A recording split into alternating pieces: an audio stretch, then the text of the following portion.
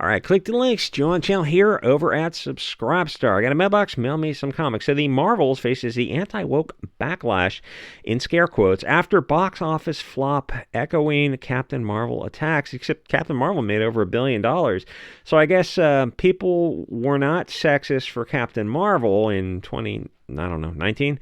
And when was the first Wonder Woman? 2016 or something.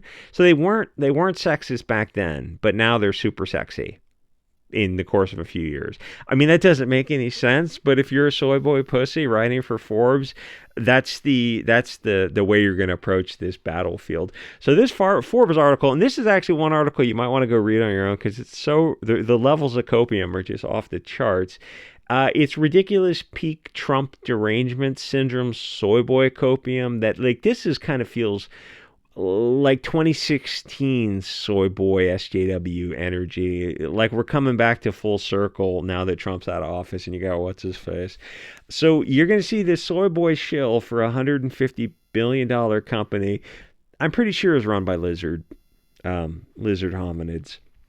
So the Marvels came out and didn't do well, and I got to see it thanks to Vegan buying the ticket, because it had 3 diversity, and like, the movie wasn't good. And now I look at it like I don't know if I'm going to ask for movie tickets anymore, because like I look around the horizon, what's coming out, and there's nothing at all interesting, and there's for sure nothing that's worth your money, which in my local theater costs like 15. My area tickets are like from 15 to $20. I look, there's nothing worth that at all. I don't even think to the point where it'd make a fun review, because just everything is stuff like this. Anyway, so it came out, did not do well. You had the three Mary Sue who don't need no man. And it's like, this stuff doesn't happen in a vacuum. There's a culture war going on, and people are, oh hey, three more chicks, 3 diverse pox walks, woman of colors with colors, and vagina systemic and marginal, all this Frankfurt School bullshit. People are like, if anything, you'd probably be better coming off with like a Predator movie, and I mean like filmed the same way that the original was, a throwback or a Total Recall type of, just something stupid fun like that. But that's just not what they're going to do. Today, these days, are put a chick in it, make her lame and gay, and make sure nobody knows who the sidekicks are. And to be fair, the Paris chick, I don't know who the hell she is, but the Ayman Vellani, she did fantastic. But the Paris, I think she's playing Photon. Is that what the name they're trying to come up with? You could have just got rid of her, and it probably would have improved the movie. They had a little, tried to have some relationship between the two of them, like childhood friends. Nobody cared about any of that. God, the movie was stupid. The thing is, anyone who knows movies knows that the odds against having women in these action roles and making money, it's like, you're ice skating uphill with that. And you go, okay, so we're gonna have 3 hot blonde-haired, blue-eyed chicks, and no, it's gonna be like diverse chicks, and there's gonna be 2 straight men. The women, Monica Rambeau character, was that her or her daughter? I don't remember. And Brie Larson, they're gonna play the straight man character, and Kamala Khan is gonna play the comic relief a little bit. Oh well, you can't have 2 straight man characters. Yeah, we can. I mean, I'm not a movie buff. And I look at this, like, you got to have the right chemistry with these characters. You got to have the third character, Paris, Teyona, whatever, has got to be something else. Go back and watch Charlie's Angels, the Cameron Diaz version from like 20 plus years ago. Go watch that and try to do something like that. Oh, yeah, no, that's not woke enough. There was a woman dancing around in her underwear. Yeah, that was a really popular scene for obvious reasons. Anyway, having chicks in action adventure movies like this is it's just statistical analysis. You're going to have a hard time making money with this kind of stuff. It's not impossible. It's just pattern recognition. And I guarantee the people who are the money people, they know the mathematics of this kind of thing. They set up a matrix with assigned values to the variables, and you're able to kind of predict where these movies are going. They're looking at this, go like, yeah, the odds are probably 10 to 1 of this movie being profitable. You go, let's go ahead and make it anyway. That's not how, you don't take those 10 to 1 odds. This isn't about money. This is a religion. These people are drinking Kool-Aid. And I know I get into that a little too much, and people think a little tinfoil hat of me, which I'm a little tinfoil hat for sure. But the longer this goes on, the more people are going to realize, that crazy weirdo might have been right. These really aren't movies. This isn't a business. This isn't return on investment, and this is something else. It kind of does feel more like a religion. Yeah, it really is. Anyway, Hollywood knows movies, and they know that chicks in these roles do not sell. What do chicks like? Well, they like romance. It can be drama romance, action adventure romance. Remember Romancing the Stone? What was that movie back in the 80s with Kirk Douglas, Michael Douglas, one of those guys? They like romance. Romance is the core of women and women entertainment. And you can branch out from romance, but romance family relationships are usually going to be the core. Men, you actually got a lot more of all over the spectrum with what men find entertaining. Because men will find romance entertaining also, as long as there's something else in it. Anyway, so Hollywood knows that women in these roles don't sell, and they, damn the poor torpedoes and ship straight ahead. They understand the probabilities because they don't care. This isn't about money. It's a religious cult on the level of Maria Abramovic drinking blood with Lady Gaga type of stuff. Women in action roles don't interest women, and nobody wants to see diversity. No offense. And obviously, the numbers back this up. Chicks didn't see the movie, but somehow it's men's fault because women don't have agency, which, again, is cool to hear other people say. So if you had like 3 hot Swedish chicks, I could see this movie doing a whole lot better, but Hollywood keeps insisting on trying to sell you something you don't want. These movies aren't free. You're not watching them on, reruns on TV or something. Dating myself with TV.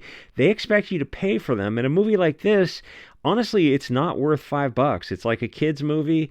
I mean, partially a kid's movie, but kind of mostly a movie for like fans, males. I mean, mostly males saw this movie who are fans of Marvel, but it's not just the Marvels that was the problem. Marvel and DC movies in this genre have been having a string of underperformance and some bombs ever since the 2019, was that the last Avengers movie? I mean, this genre is on the way out. So this movie, like, it's not a win for our side because Brie Larson movie finally lost money. It's just the whole genre was on its way out.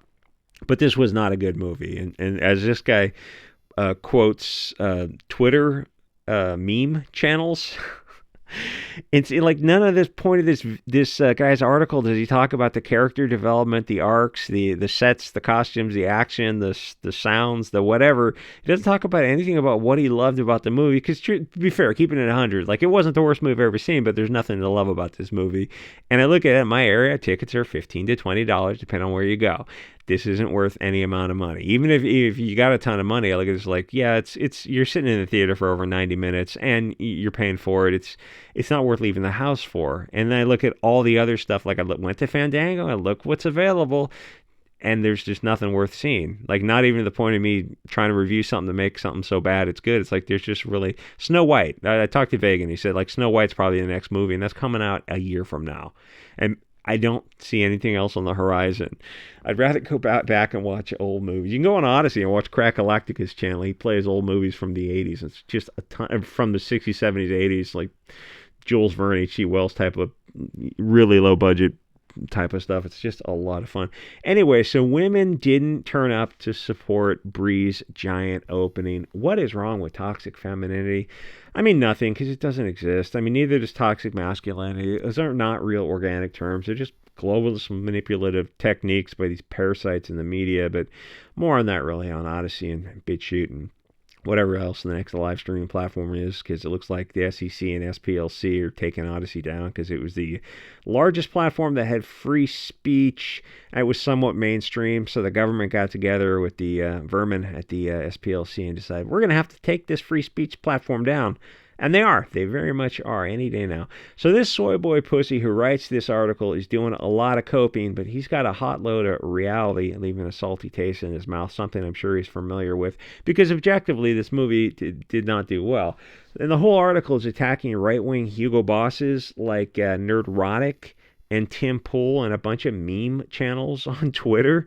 Do they really believe Tim Pool and Gary from Nerdrotic are far-right type of people? I mean, you look at those guys, you listen to them a few times, you're like, yeah, these are pretty moderate dudes. No. You understand, conservatives like Ben Shapiro, the far-right pipeline on you. Ben Shapiro? Are you sure about that?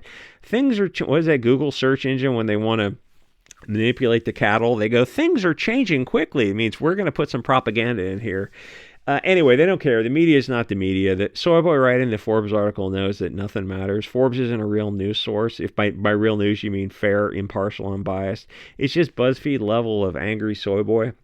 An article this biased would have been inconceivable when I was a kid, but all the mainstream media is these dirty smear merchants, the lying press. Someone else historically had a phrase for that. Yeah, they were right back then as well as we're right now. It turns out the media was the yellow journalism was back in Mark Twain's day, and these people were been dishonest for a long time. So, what do you mean these people?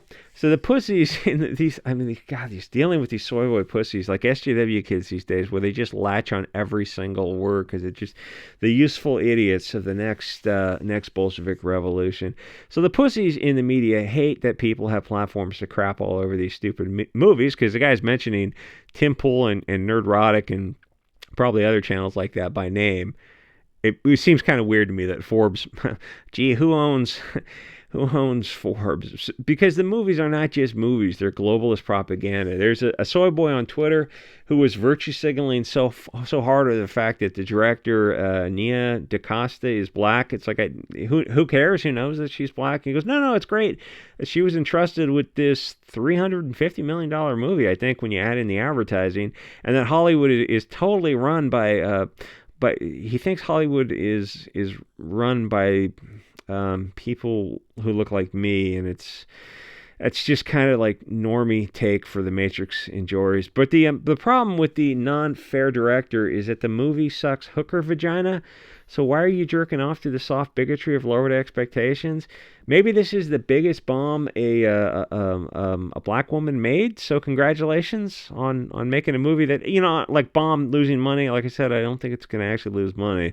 I think on a long enough timeline, a lot of these movies actually cross over into profitability because it's hard to kind of calculate how the streaming network goes. But then at the end of it, it's a publicly traded company. You look at Disney, and they go, yes, but they did lose almost $1 billion last year. So something is wrong with what Disney is doing somewhere. And you look at the movies, you go, yeah, these movies, they're not the worst movies you've ever seen, but they're not worth leaving the house for and paying the $15. So movies used to be, when I was a kid in the 80s, they used to be worth leaving the house for. And they were entertaining, and they just weren't as heavy-handed political pushing diversity and propaganda and women girl power, like all the stuff that people really hate. So, hey, Hollywood, you think about going back and making those movies? No. And they think the guy in the article mentions, the stuff about DeSantis and Florida and that he says conservatives have waged war on Disney because Disney wants to sodomize children and then sterilize them. I mean, I can't believe we're this far into Weimar without people throwing a civil war because Disney drinks baby blood and offers human souls to Moloch. But it's the right wing that's the problem. But, I mean, you could just turn that around and say that the Luciferians at Disney have waged war on normal people. But Disney and Forbes are in the same club, and they serve the same master in the underworld. Stop grooming kids with these Disney gay propaganda movies. Have you considered that? So Nia DaCosta, the director, says she ignores the istophobic trolls, all the istophobic, the sexy and the racy attitudes. And she focuses on making the best movies that she can make. But this movie sucks, so if this is the best she can do, then clearly she's an affirmative of diversity hire, herself. But to the left, they'd rather that a movie fail by someone with these privilege points. And it's like, no, these are not marginalized and oppressed and systemically and systematically disenfranchised. And these people are at the top of the hierarchy. This is POC privilege. This is the real privilege in America. And the projection on their side of saying it's this other group of people is just peak delusion. So these are Frankfurt School communists. They don't care about merit. They hate these movies. They hate the audience if they look like you and I. I mean, they really don't give a shit about comics. And I'm not saying comics are Shakespeare. It's not the most important thing in the world. But you're selling entertainment to people. You're supposed to be somewhat true to the origin. And they look at you like, again, you're crazy. Like, we're Bolsheviks. The only point of this propaganda is it's just a vehicle to push the message. We don't give two rats' tails about the original Stan Lee or Kirby or whoever the hell is available, who's creating these original stories. It's like, but that just makes you a scumbag if you don't care about the artist's original vision. Yeah, yeah. I just said I told you they're lizard hominid type of creatures. You know, baby blood drinking. I think I mentioned that. Anyway, that's the Marxist method: destroy the nation, destroy Natal, destroy everything, deconstruct. It's the grow the tall grass theory of many of the foment discord, the Machiavellian Machiavations. They grow the tall grass so the snakes can hide. And there's a lot of other things going on with Hollywood to make this anti-nationalist propaganda. Except the thing is, the movies are just not. It's really hard to sell propaganda at this level. Propaganda has to be subtle. Like good propaganda, I don't mean, I mean convincing propaganda where they're doing the propaganda well. I mean, they're evil people, is the mainstream news. The mainstream news for a long time has managed to do good propaganda. And the way they actually do it, or they used to do it, is clever. And things are all starting to fall apart now. On the left and the right, there's the country heads towards, head towards what it's heading towards, is Fox and CNN and MSNBC were, and I include them all as one unit because they were the left and the right wing of the same bird, and you had them to bounce against off each other, but it was the same thing. But that was good propaganda when you had what you thought was the opposition, the left wing CNN, for example, but then you had what you thought was opposed to that, which would be Fox. They're like, oh, that's the right wing. It's like, no, neither one of those is the right wing. They're both the same. They're just the birds heading in the same direction. But Fox is starting to fall apart when they fired Tucker Carlson because he decided to get a little bit honest. So like I said, the whole media is falling apart as the country kind of starts to head towards a fundamental restructuring. Anyway, support channel over at subscribe star. I want to join over there for the other types of videos, and I will see you guys all next episode.